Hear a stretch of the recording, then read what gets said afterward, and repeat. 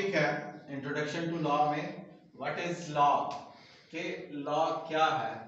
तो आज हम इसको देखते हैं कि लॉ क्या है और इसके मीनिंग्स, लॉ के मीनिंग्स क्या है और definitions of law by different jurist. तो प्रॉपर जो क्वेश्चन बनता है कि लॉ क्या है और मुख्तलिफ जो ज्यूरिस्ट हैं, ज्यूरिस्ट वो लोग हैं जिन्होंने इसकी फिलॉसफी के ऊपर काम किया हो, लॉ की फिलॉसफी के ऊपर काम किया हो, उन डिफरेंट ज्यूरिस्ट ने लॉ की क्या डेफिनेशंस दी हैं वो आज हम डिस्कस करते हैं। तो सबसे पहले है इंट्रोडक्शन टू लॉ में व्हाट इज लॉ। तो लॉ का जो वर्ड है, word law has different connotations in respect of its use, के इसके इस्तेमाल के लिए इसको मुख्तलिफ एंगल से देखा गया है। तो various school of thoughts have defined law from different angles. तो इसको डिफाइन किया गया डिफरेंट एंगल से। वेरियस स्कूल ऑफ थॉट्स, मुख्तलिफ जो लॉ के फिलोसफर्स थे या मुख्तलिफ लॉ के जो थॉट्स रखते थे, उन्होंने इसको मुख्तलिफ डेफिनेशंस में जो है इसको बयान किया। Various school of law have defined law from different angles. इसको डिफाइन किया गया मुख्तलिफ एंगल से।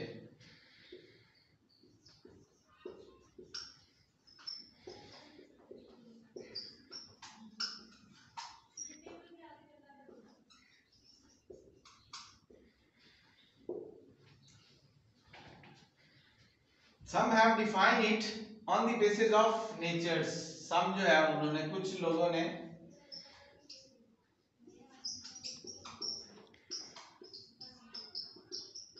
define it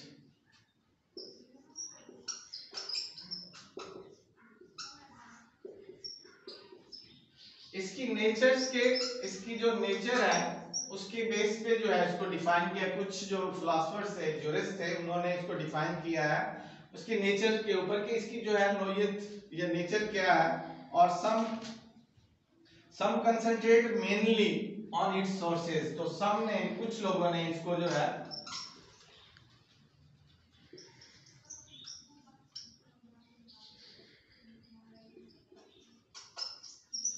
और some concentrate on its sources, कि ये लॉ जो है उसकी सोर्सेज की बेस पे जो है इसको कंसंट्रेट किया गया है।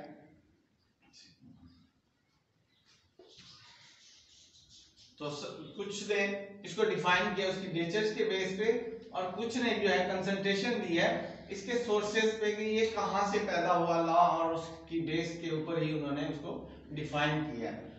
Some define it in terms of its effect on society. तो कुछ ने इसको जो है डिफाइन किया है इफेक्ट ऑन सोसाइटी के ऊपर, कि जो इफेक्ट करती है लॉ ऑन सोसाइटी। तो कुछ ज्यूरिस्ट ने सोसाइटी के ऊपर इफेक्ट देखा और उसके मुताबिक जो है उसी तरह का लॉ जो है उन्होंने डिफाइन कर दिया। तो ये तीन एंगल्स के ऊपर जो है ज्यूरिस्ट ने काम किया। उसमें सबसे पहले लॉ को जो है नेचर के ऊपर देखा है और इस दूसरे नंबर पे उसके सोर्सेज के ऊपर कंसंट्रेशन दी है और तीसरे नंबर पे जो है वो इफेक्ट है सोसाइटी के ऊपर, इफेक्ट को जो है उन्होंने सामने रखा है। ये बेसिकली लॉ को डिफाइन करने के वेज बताए हैं कि इसका सोसाइटी के ऊपर इफेक्ट क्या है, इसकी नेचर क्या है, इसके सोर्सेज, ये पैदा कहां से होता है और कहां से जो है ये निकाला गया है। तो ये बेसिकली इसका इंट्रोडक्शन है लॉ का। अब हम इसके मीनिंग्स में आएंगे।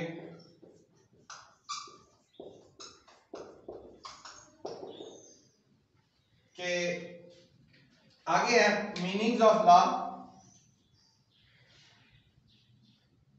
तो इसमें word law has two folded meaning. तो लॉ को जो है दो फोल्ड मीनिंग्स में जो है उन्होंने इसको बताया है, इसके दो मीनिंग्स हैं।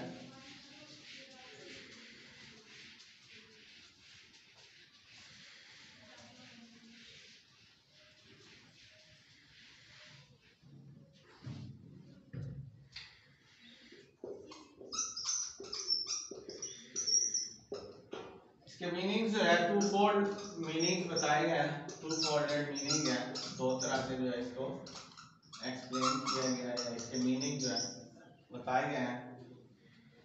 तो the word law has two-fold meanings. तो in one aspect it signifies rule of action of natures. तो signify करता है rule of actions of natures।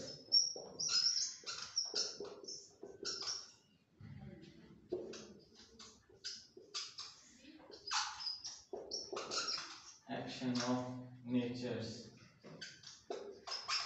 जो नेचर्स के एक्शन एक्चुअली हमारी दुनिया के अंदर चल रहे हैं उसको सिर्फ सिग्निफाई करता है लॉ, कि उसकी शनाख्त बताता है कि ये लॉ ऑटोमेटिकली जब से कायनात बनी है उस वक्त से वैसे के वैसे लॉज जो है वो चलते आ रहे हैं। तो ये फर्स्ट जो इसका फोल्ड मीनिंग है कि लॉ का मतलब यही है कि कुछ rules of actions of natures हैं जो ऑलरेडी उस वक्त से चलते आ रहे हैं जब से ये जमीन का वजूद आया, इस कायनात का वजूद आया।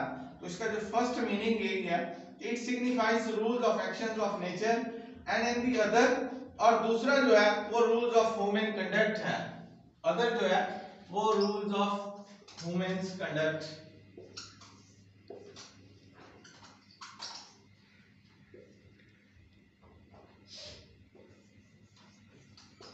जो दूसरा लॉ के मीनिंग है वो यही है कि जो इंसानों के कंडक्ट है, हमारा रोजमर्रा के जो काम काज है, हमारा जो उसके ऊपर हम रूल्स को जो फॉलो करते हैं वो भी बेसिकली लॉज हैं कि हम सुबह उठते हैं, अपने काम पे जाते हैं और उसकी अर्निंग वसूल करते हैं। तो ये एक रूल्स के तहत हमारे काम काज चल रहे हैं। हर शख्स जो है एक रूल्स के तहत घर से निकलता है, वो अपनी जॉब पे जाता है, अपने काम काज पे जाता है। तो ये उसके कंडक्ट जो है ये भी एक खास रूल्स के तहत जो है बनाए गए हैं।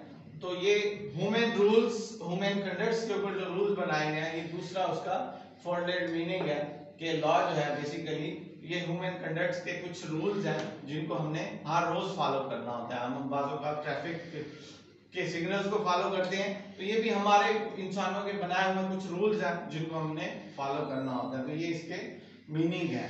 तो अब हम आते हैं according to Black Law Dictionary इसकी डेफिनेशंस की तरफ।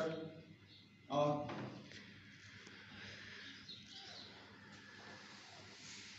तो इसकी डेफिनेशन क्या है लॉ की, ये लॉ का इंट्रोडक्शन था, मीनिंग्स थे। और according to Black Law Dictionary जो है, the term law means the regime that orders human activities and relations through systematic applications of force of politically organized society के अंदर जो कानून एक ऑर्गेनाइज्ड सोसाइटी के अंदर जो रूल्स एंड रेगुलेशंस को चलाया जा रहा है वो बेसिकली लॉ की मीनिंग में आते हैं। तो ये ब्लैक लॉ की डिक्शनरी ने भी इसको जो है डिफाइन किया कि सिस्टमैटिकली एप्लीकेशंस है जो कानून हमें इस स्टेट ने बना के दिए हुए हैं एक सिस्टम के तहत, उन्हीं को फॉलो करने का नाम जो है वो लॉ है। तो अब है इसकी डेफिनेशंस। तो डेफिनेशंस में है, सबसे पहली है अकॉर्डिंग टू जस्टिन,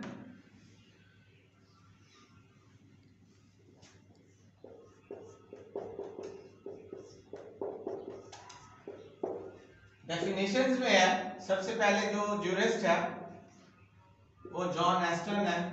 ये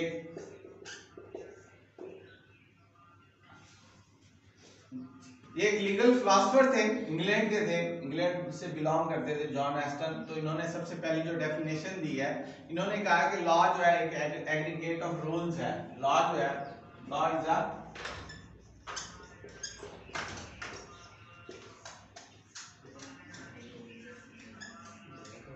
एग्रीगेट ऑफ रूल्स। तो लॉ जो है कुछ रूल्स का एक मजमुआ है सेट बाय मैन। तो इसको जो है मैन ने सेट किया एज पॉलिटिकली सुपीरियर। तो वो एज बतौर पॉलिटिकली सुपीरियर जो है लॉ को सेट किया गया है। एक लॉ जो है आपको जो भी लॉ मिला है किसी पॉलिटिकली सुपीरियर की तरफ से जो है सेट किया गया है।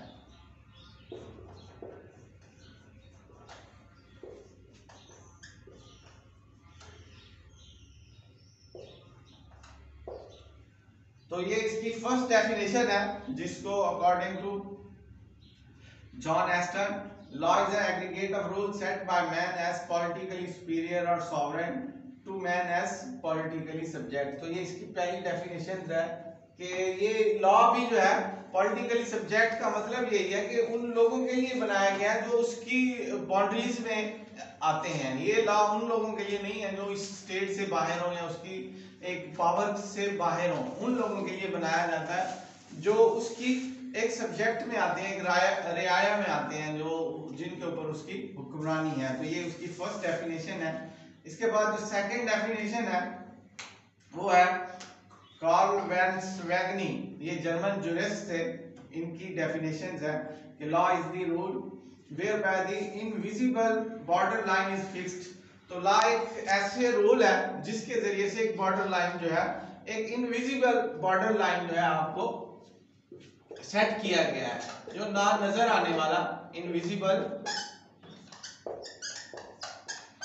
बॉर्डर लाइन जो है सेट किया गया है आपके अराउंड में, कि आपने इस बॉर्डर्स को क्रॉस नहीं करना, एक लिमिट्स जो है उसको क्रॉस नहीं करना।